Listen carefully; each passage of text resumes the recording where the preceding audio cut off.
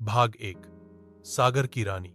नीलिमा का जन्म बहुत सालों पहले समुद्र की गहराइयों में स्थित एक राजसी जलमहल था, जिसका नाम था नीलपुरी।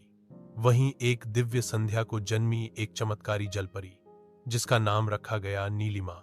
जब वह पैदा हुई तो आसमान पर इंद्रधनुष छा गया। सागर की लहरें खुशी में झूम उठीं और मोती अपने आप तैरकर महल के द्वार पर आ गए। ऐसा कहा गया, यह बच्ची सिर्फ समुद्र की बेटी नहीं, बल्कि उसकी रक्षक भी बनेगी। नीलिमा की मां थी रानी अमृता और पिता थे राजा समीर, दोनों सागर की दुनिया के सबसे बुद्धिमान और शांत शासक। नीलिमा में बचपन से ही असाधारण बातें थीं।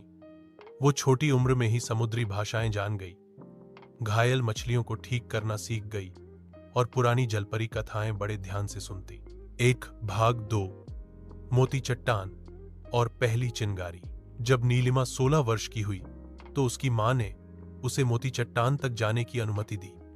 ये एक रहस्यमयी जगह थी जहां सिर्फ शुद्ध आत्मा वाले ही जा सकते थे। वहीं पर उसे पहली बार दिखी काली लहरें, जिनका आकार मनुष्यों की तरह था, धुएं से बने, गूंजती फुसफुसाहटों वाले। ये लहरें धीरे धीरे सागर को निगलने की कोशिश कर रही थीं। नीलिमा ने देखा कि इन लहरों के केंद्र में एक काली मूठ वाली तलवार पड़ी है, जो कभी उसके परदादा की थी, जिन्होंने कालसागर से युद्ध किया था। वो दौड़कर लौटी और अपने पिता को बताया। एक भाग तीन। समुद्री परिषद और पुरानी भविष्यवाणी। अगले दिन सागर की महापरिषद बुलाई गई, जिसमें जलदूत, प्रवाल साधु, व्हेल संरक्षक, शंख पुजारी और क्लैम विदुषियां शामिल हुईं। एक बुजुर्ग पुजारी ने कहा, अब समय आ गया है उस भविष्यवाणी के पूरे होने का, जो 300 साल पहले लिखी गई थी। एक चांदी के बालों वाली जलपरी 3 सत्य पाकर समुद्र को बचाएगी और फिर कालपुत्र से युद्ध करेगी। सभी की नजरें नीलिमा पर थीं और वहीं से शुरू हुआ उसका महान सफर। दी भाग 4।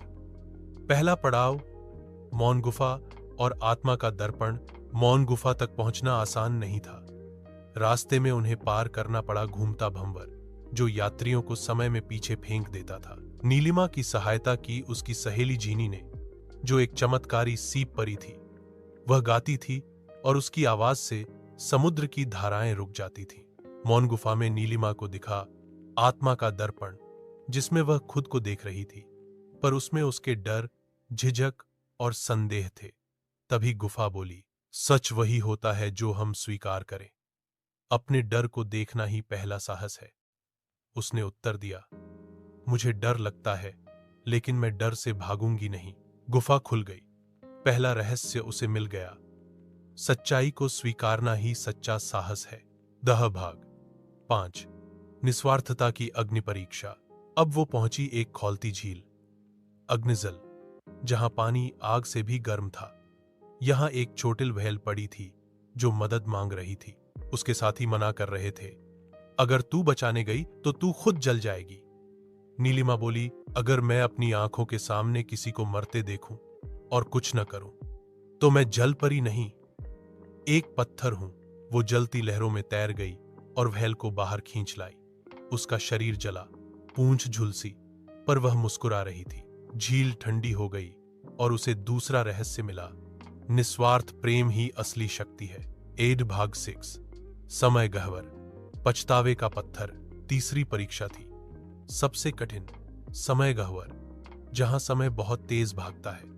वह जगह सदियों का समय एक दिन में दिखा देती थी। वहां एक वृद्ध जलपरी मिली, जो रो रही थी। मैंने हमेशा दूसरों का मजाक उड़ाया, आज सबने मुझे छोड़ दिया। क्या मैं फिर से नया जीवन पा सकती हूं?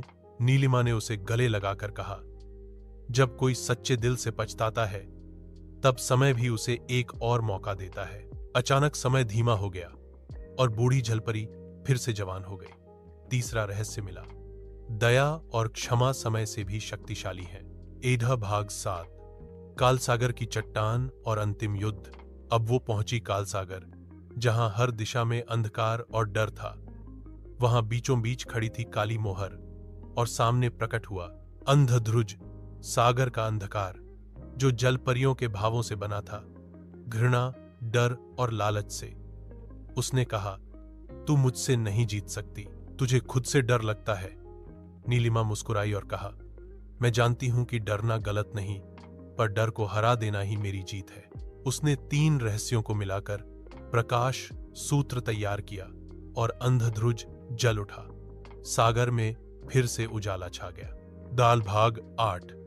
नीलपुरी की नई रानी सबने मिलकर नीलिमा को सागर रक्षा महारानी घोषित किया। उसके साहस, प्रेम और करुणा की गाथाएं अब मोती में उकेरी जाती हैं। नीलिमा ने अपना जीवन दूसरों की सेवा में समर्पित किया।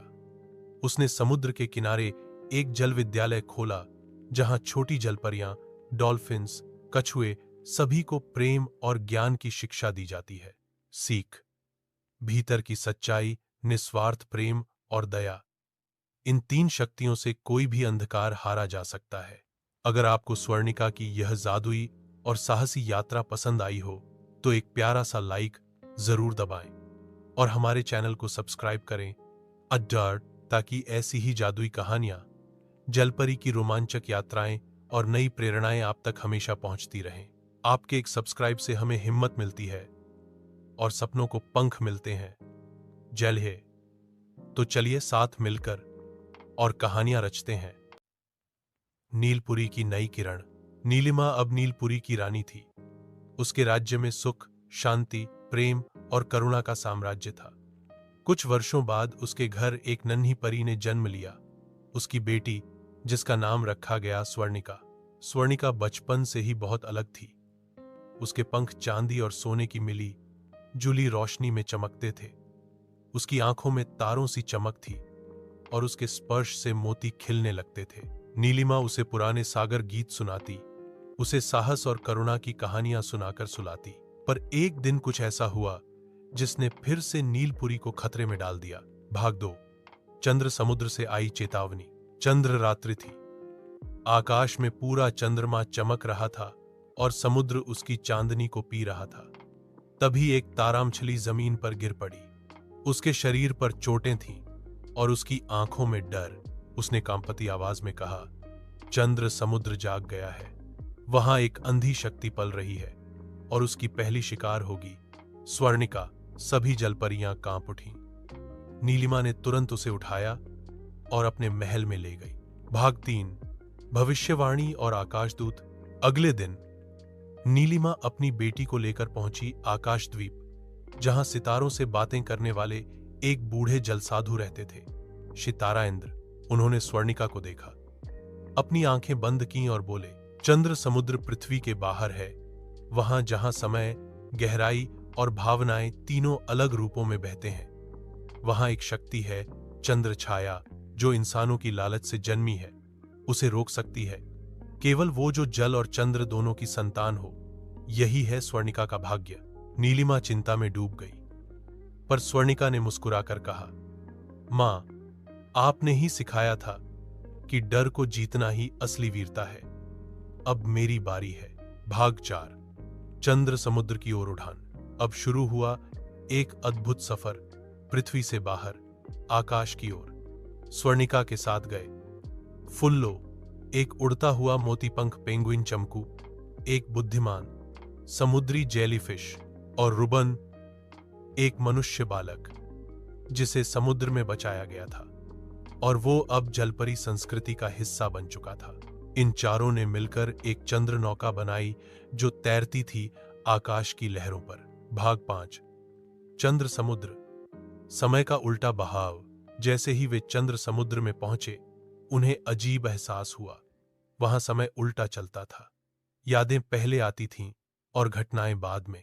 वहां फूल उल्टे खिलते थे, लहरें ऊपर की तरफ उठती थीं और भावनाएं आकार ले लेती थीं। स्वर्णिका को वहां 3 चंद्रकुंड में डुबकी लगानी थी और हर बार उसे खुद से जुड़ी कोई भूल या भावनात्मक कमजोरी से लड़ना था। भाग 6।